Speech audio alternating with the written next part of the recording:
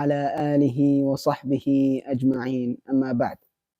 So brothers, we are continuing with our book Usool al-Sunnah, the principles of the Sunnah by Imam Ahmed rahimahullah. And this book is one that was written, as we have said, as we mentioned in all our lessons, that this book is written to differentiate between the haqq and the batil, the truth and the falsehood, to differentiate from Ahl al-Bid'ah, the people of innovation, the people that bring new things into the religion, and Ahl al-Sunnah, the people who are upon the haqq, upon what the Prophet sallallahu alaihi wasallam has brought.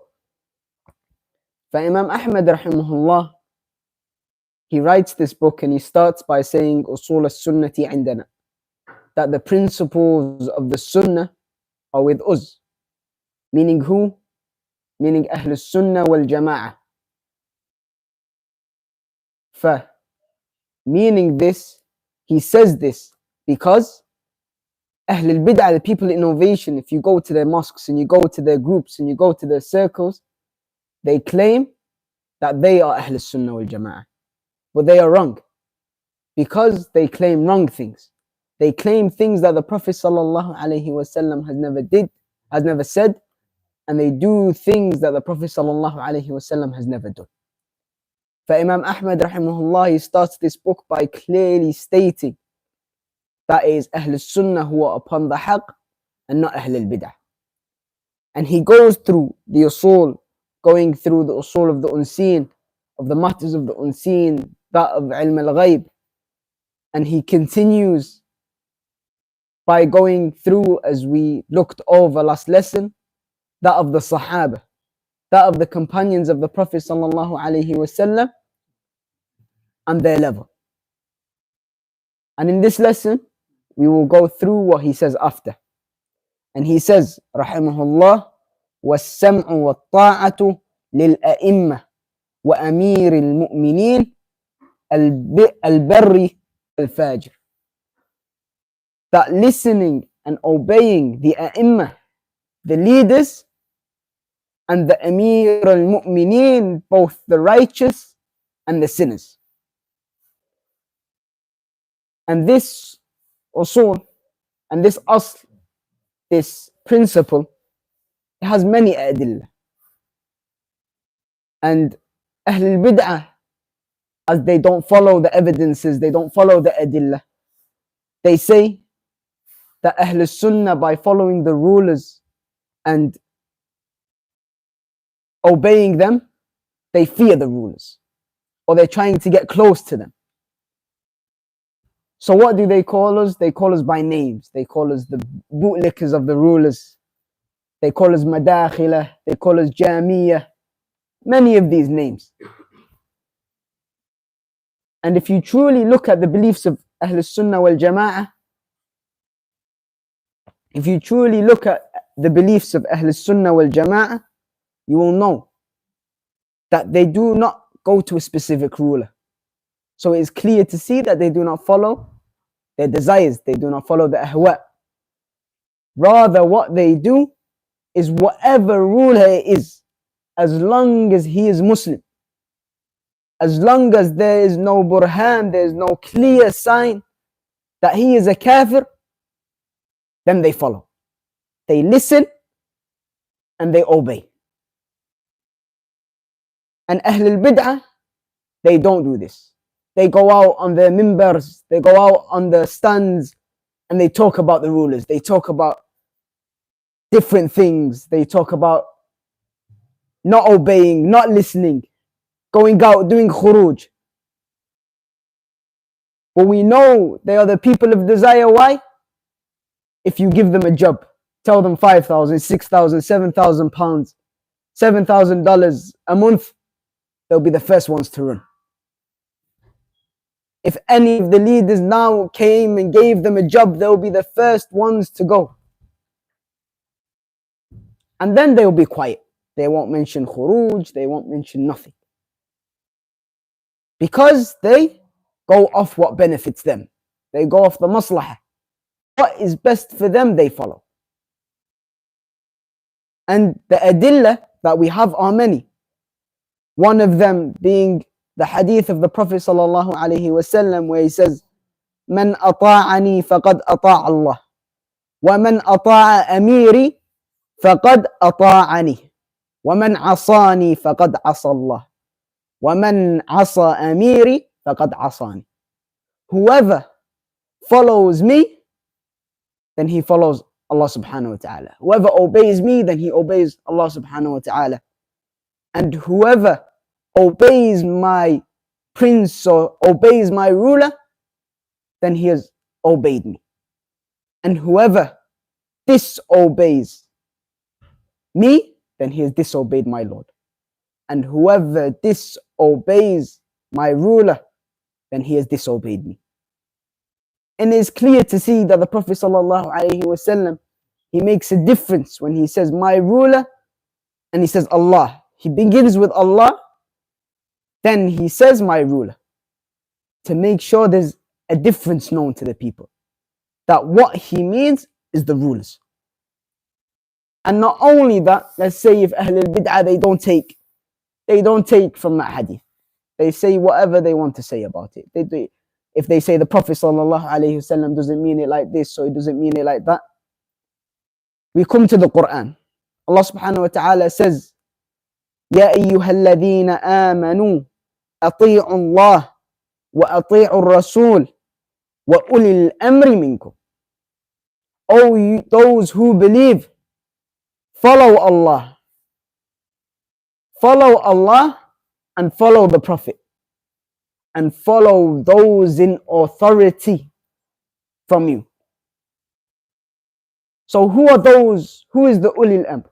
Who are those in authority?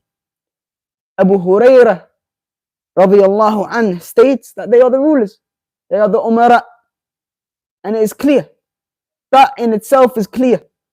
And many of the other Sahaba and the Mufassirin, those who explain the Quran, and ulama, scholars throughout the times, they have made it clear that the ulil amr are the rulers. For there is no ifs and buts about it. The Prophet, Allah subhanahu wa ta'ala, tells us to follow the rulers.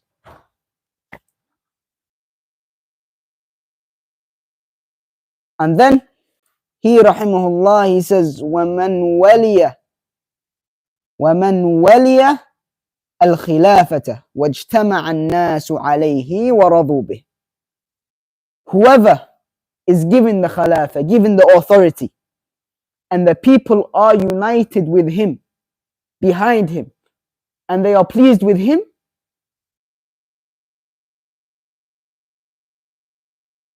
and this is the first of the ways that a person becomes a ruler, is if he is elected, as we have seen with the Sahaba. And a person who is elected as a ruler, then we must obey him and we must accept his orders. But if he orders a sin, that is the only time we do not obey. But him ordering that sin does not facilitate khuruj. Him ordering a sin does not mean that you can rebel against him. That idea is wrong. Rather, you should obey him with what Allah subhanahu wa ta'ala has revealed.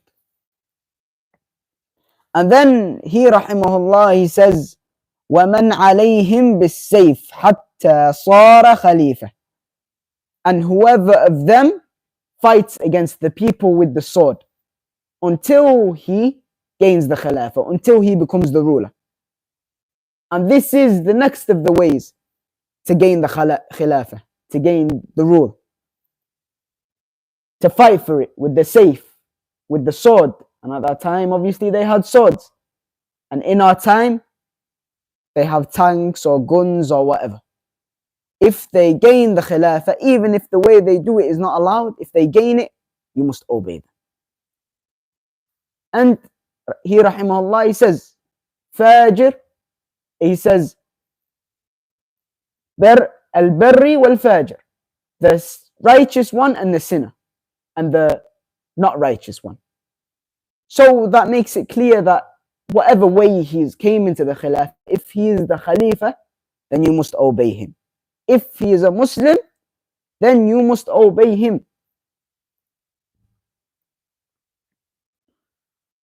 And the Prophet sallallahu alaihi wasallam, he says, "Alaykum bis-sam'i wat-ta'ah, wa in ta'ammara alaykum abdun habashi."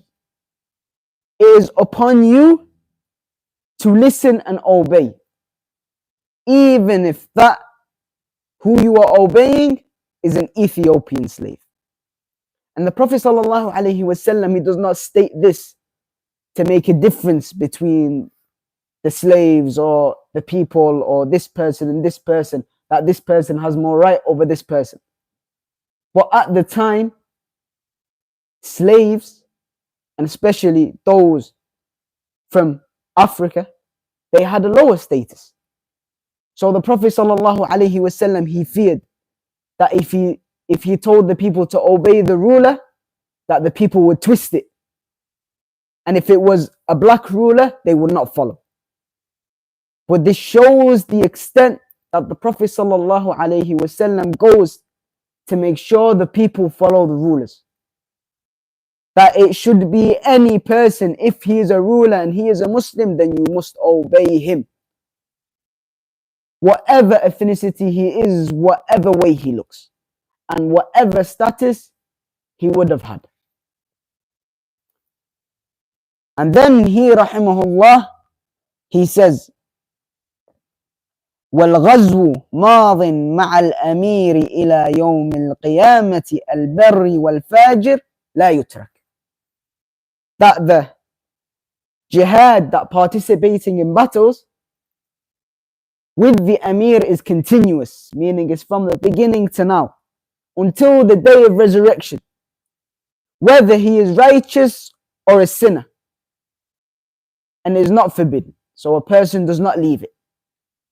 So if the ruler, who we know is a Muslim, he says to go out to jihad, whether he is a sinner, whether he is righteous, then you must follow him and go out into jihad with him. And the jihad, aslan, in its originality, it is from the ruler. Jihad can only be legislated by the ruler. So of course, if a Muslim ruler orders jihad, then you must follow him. And jihad is not for a few people who made a group, who picked up a few AKs and started running at tanks and rockets and nukes. This is not jihad. This is stupidity. Rather, jihad comes from the ruler, comes from a power, a person of authority.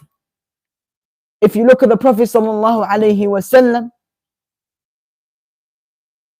they waited until they had a group of people. They waited until the Muslims were established. Then they went out into battle to fight. Rather, he spent the first 13 years spreading Tawheed, spreading the oneness of Allah subhanahu wa ta'ala. Then he went into battle and started fighting the kuffar and the disbelievers. But now, those from the Sururiya, those who show themselves as Salafis, and inside they preach khuruj and they preach different ideas, preach things that do not go with the Sunnah of the Prophet sallallahu alaihi wasallam. Their first idea is jihad. Forget Tawheed, forget the Aqidah, forget the oneness of Allah subhanahu wa ta'ala. Whatever this person is, let's go out into jihad. We'll fix the Tawheed and the Aqidah after, it's okay, it's a light issue. La. It is not a light issue. The Prophet sallallahu alaihi wasallam spent 13 years spreading Tawheed. And then once he established the Tawheed and he established the Muslim dawla, Muslim nation, then he went out into jihad. He did not go out into jihad, then establish this nation or establish this rule and establish the jihad. And then he, rahimahullah, he says, وَقِسْمَةُ الْفَيْءِ, and spreading the spoils of war. And the ulama, they have said the fate is that which is gained from the kuffar, not in battle. So is that which has been grabbed from the kuffar, not in battle. And some of the ulama have said that it is that which is in the battle and without the battle. But regardless, it says that the spoils of war are split by the ruler. They are split by the ruler. And it is upon the ruler, yes, it is upon the ruler to split fairly. But whatever he splits, a person does not go out and do khuruj against him. And a person does not go out and do khuruj against him. And we see this in the example of Dhul Khuwaysira, the first of the Khawarij. When he said to the Prophet sallallahu alaihi wasallam, he said, "I'dil." He said, "I'dil ya Muhammad." He said, "Be fair, O Muhammad." This challenge is the first of the khuruj. And it is done by what was said about the spoils of war, about the booty of the war. He told him to be fair. And we know that the spoils of the war, they are given out by the ruler, however the ruler wants. But if he is a righteous ruler, then he will give them out with what Allah subhanahu wa ta'ala ordered and what the Prophet sallallahu alaihi wasallam ordered.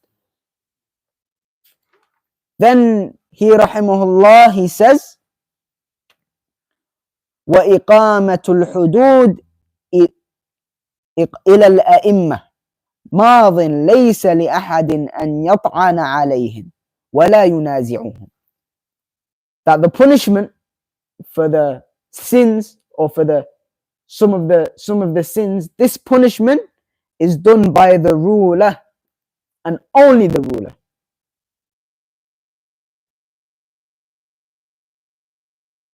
And that no one else should go out and start chopping people's hands off, for example, if they steal, or stoning women because they've done zina. Even if it is proven, that they've done this thing, it should not be done unless it's gone to the ruler and the ruler has said, yes, this should happen. And it is upon the ruler to set out the right punishment and to apply this punishment. But a person should not do it upon himself. And we have heard from some people that some people, they open up basements, or some ai they put basements in the masajid, and they start bringing people down, cutting hands off, stoning people, carrying out the punishment. And this is completely wrong. Rather, it should be done by the ruler and only the ruler. Then he, rahimahullah, he says,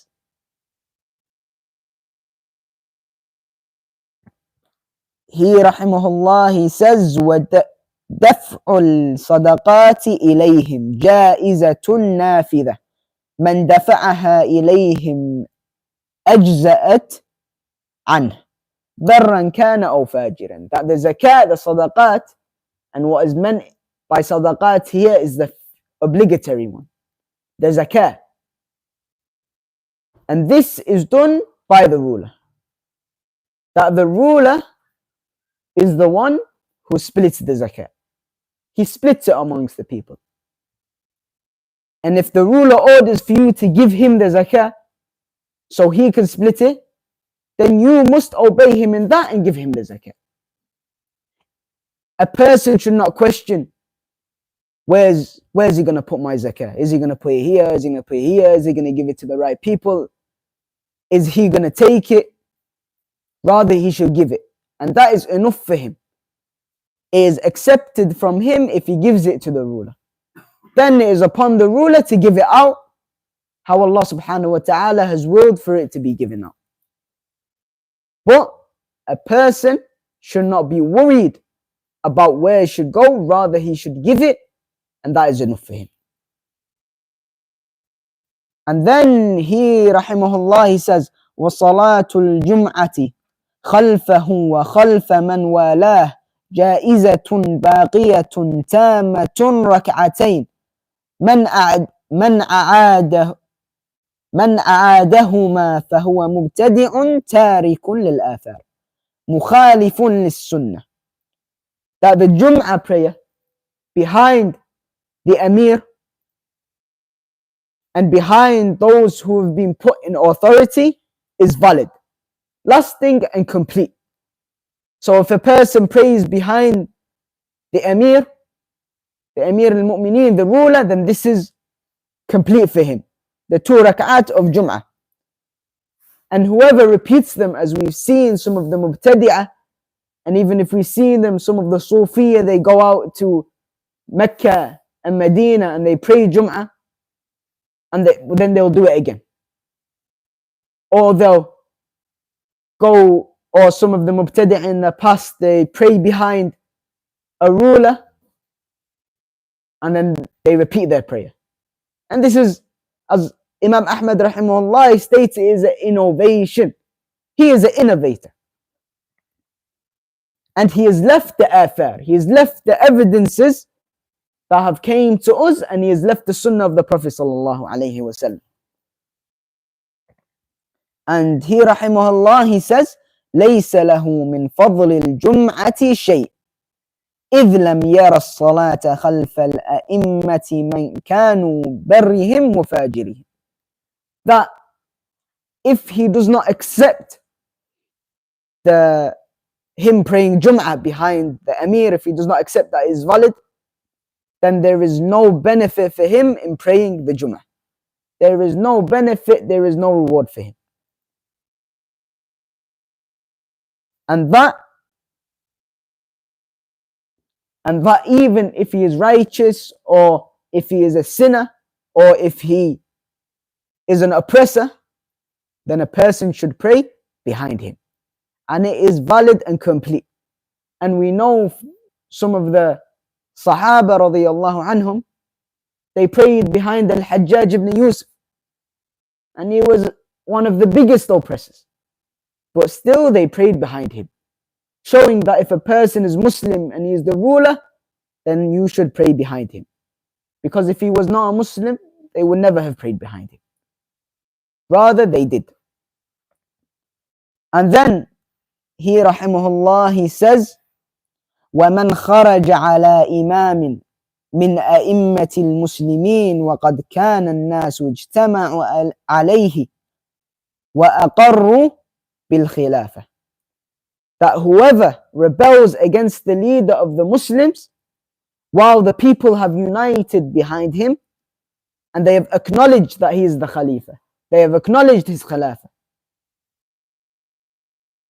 then there is no khuruj. Then khuruj is prohibited. And khuruj is of 2 types. First, there's khuruj of the tongue.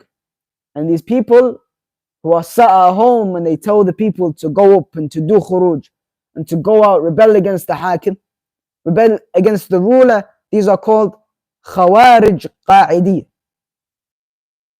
That they are sitting down and they are telling the people to go out.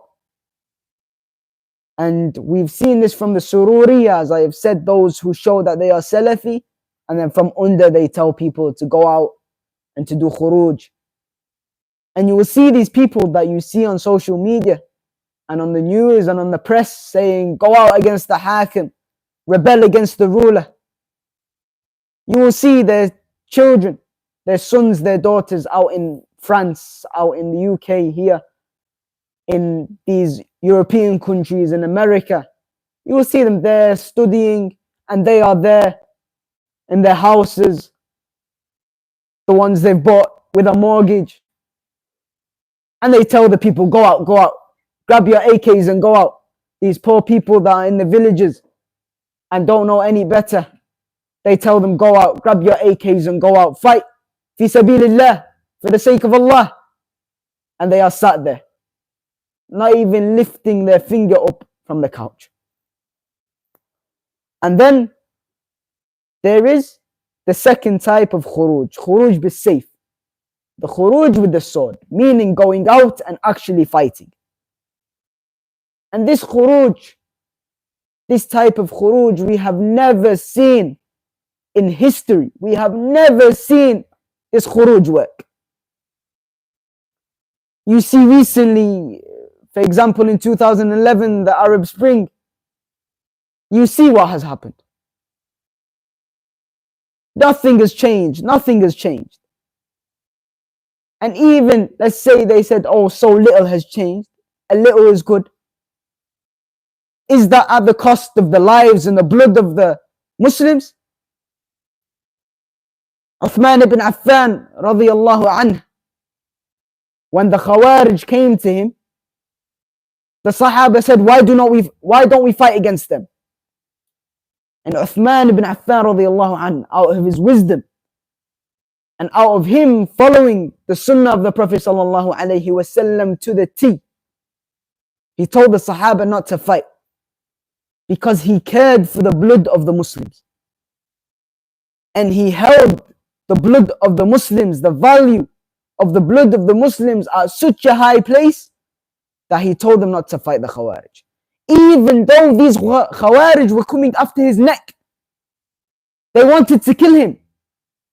But still he said, do not fight against them. Why? Because he wanted to protect the blood of the Muslims. And now you see many of these groups, many of these ahzab saying go out and do khuruj. They having no care for the blood of the Muslims, having no care who dies. And if they killed 1, 2, 3 of the enemies and they lost 10,000 of their own, this is a great victory for them. Allah musta'an. 10,000 of their own compared to 3 or 4 or 5 of the others, and this is a great victory for them. We ask Allah to protect us from them. And you see what, as I was saying, you see what has happened in Syria and Yemen and Libya and Egypt and all of these different countries that rebelled and they did khuruj. Nothing has been gained from it. And he rahimahullah, he says, بأي وجه كان بالرضا أو بالغلبة فقد شق هذا الخارج أصل المسلمين وخالف الآثار عن رسول الله صلى الله عليه وسلم. That even if the Khalifa, even if the authority has been taken by force, then a person should not do khuruj. They should not rebel.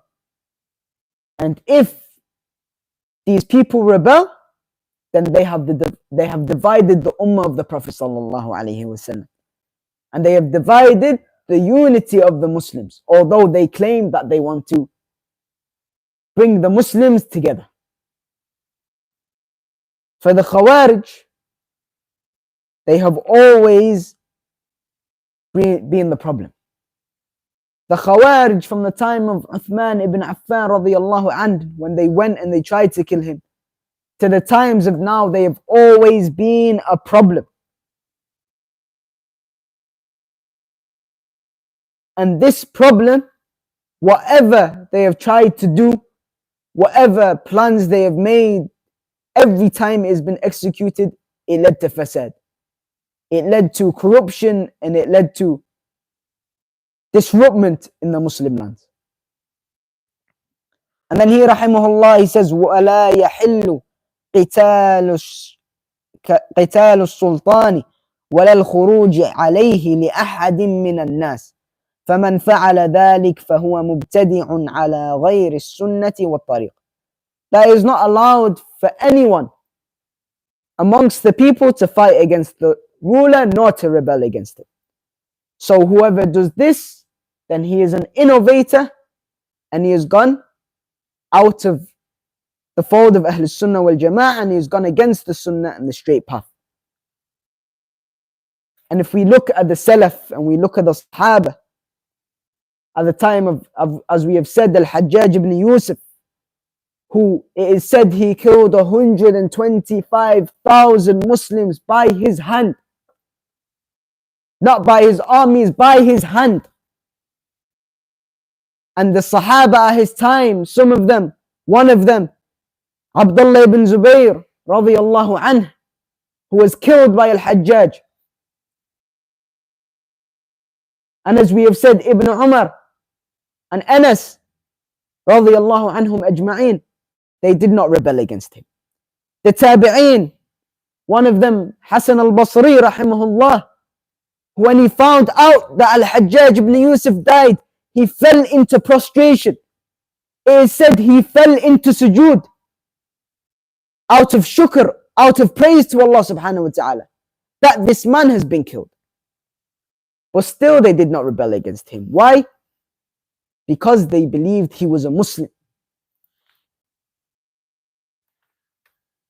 And Imam Ahmed rahimahullah, who wrote this book, he was imprisoned and he was punished not by one ruler, by 3 different rulers throughout his lifetime. Not one ruler that punished him, 3 different rulers that punished him. And still, he did not go out against the ruler. Shaykh al-Islam ibn Taymiyyah rahimahullah, one of the greatest of the scholars, he was imprisoned and he didn't rebel. Rather, what did he say? 60 سنة مع إمام جائر خير من يوم وليلة بلا إمام. That 60 years with an oppressive ruler is better than a single day without a ruler. And he was imprisoned and he was punished, and still he says this. So my brothers, anyone that calls to rebel against the ruler, or he actually goes out and he rebels against the ruler, whether he is from the Sururiyah or from the Ikhwan al-Muslimin or from the Sufiyah or from the Takfirin or from the Shia or any of the groups and sects, then he is a Khariji Mubtadi' who is going against what Allah subhanahu wa ta'ala has revealed, and he is going against the Sunnah of the Prophet sallallahu alayhi wa sallam, and he has came out of the circle of Ahl Sunnah wal Jama'ah. هذا وصلى الله على نبينا محمد وعلى آله وصحبه أجمعين.